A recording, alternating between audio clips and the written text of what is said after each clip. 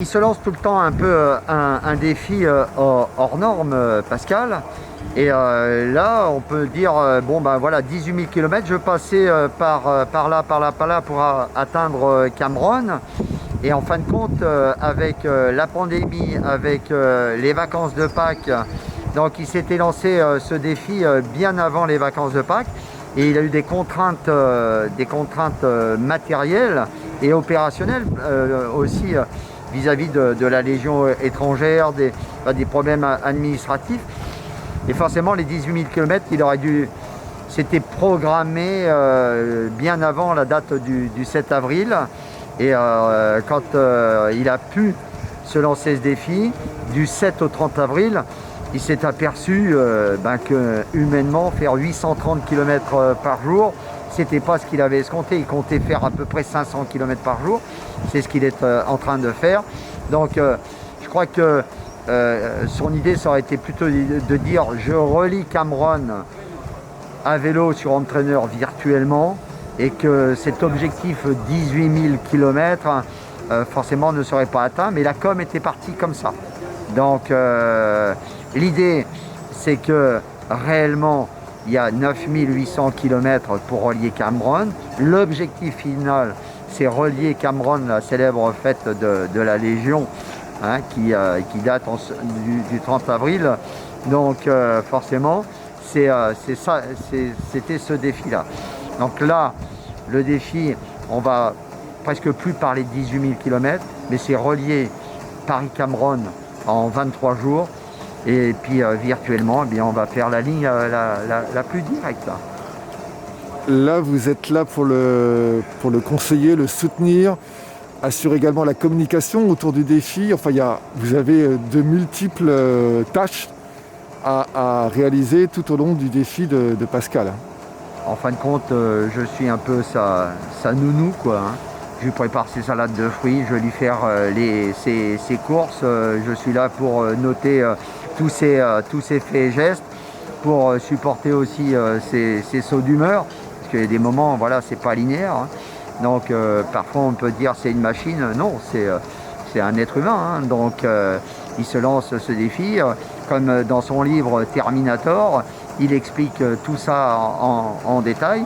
Et forcément, eh bien, arrive un moment, il a des aléas mécaniques. D'habitude, il a notre ami Fabien Mertz aussi, qui lui a été dans son temps quelqu'un qui était dans le milieu professionnel du cyclisme, qui vient l'aider sur le plan matériel. En fin de compte, Pascal, il fait tout. Donc là, il a cassé l'axe de sa roue, il a fait sa commande sur Internet avec un fournisseur italien. Et puis moi, je suis là pour l'aider matériellement et soulager. Et effectivement, le soulager. Effectivement, aussi sur sa médiatisation.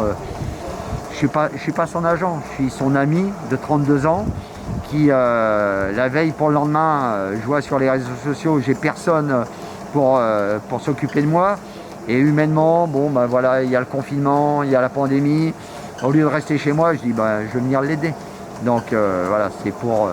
et puis lui, il fait ça pour le rayonnement de la Légion étrangère et surtout pour soutenir une association qui s'appelle OPPH, Onde positive pour l'hyperinsulinisme.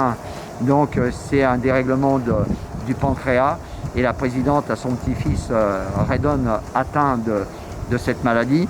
Donc tout ça, c'est un ensemble. En fin de compte, Pascal, c'est quelqu'un qui a un grand cœur et il se lance des défis toujours pour une bonne cause. Il l'a déjà fait pour l'association Méganora pour la tumeur du cerveau.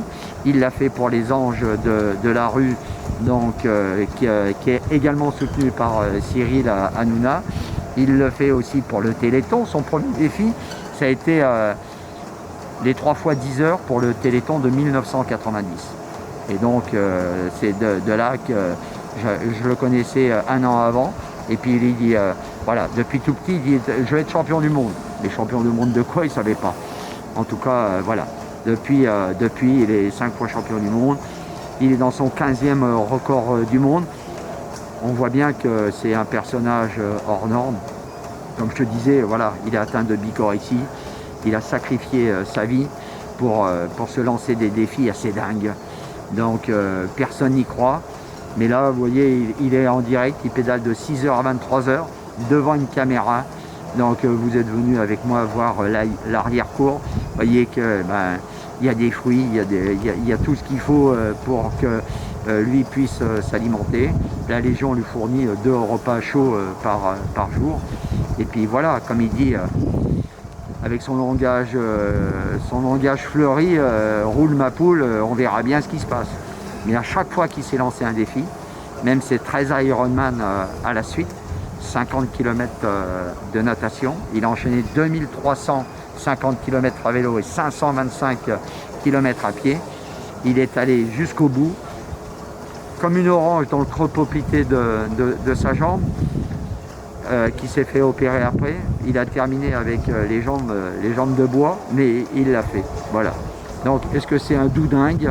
En tout cas, moi, ce qui me plaît, parce que forcément, dans mon autre passion du triathlon, on parle du triathlon, quelles que soient les distances, on parle du triathlon. Voilà. Donc, pour le moment, c'est de l'ultra-distance en cyclisme. Et il est soutenu aussi. Le champion du monde militaire, Jean-François Guy Borel, est venu à ses côtés rouler pendant 2 heures le jour. Et puis voilà, c'est un doudingue. Mais en tout cas, on l'aime comme ça, Pascal.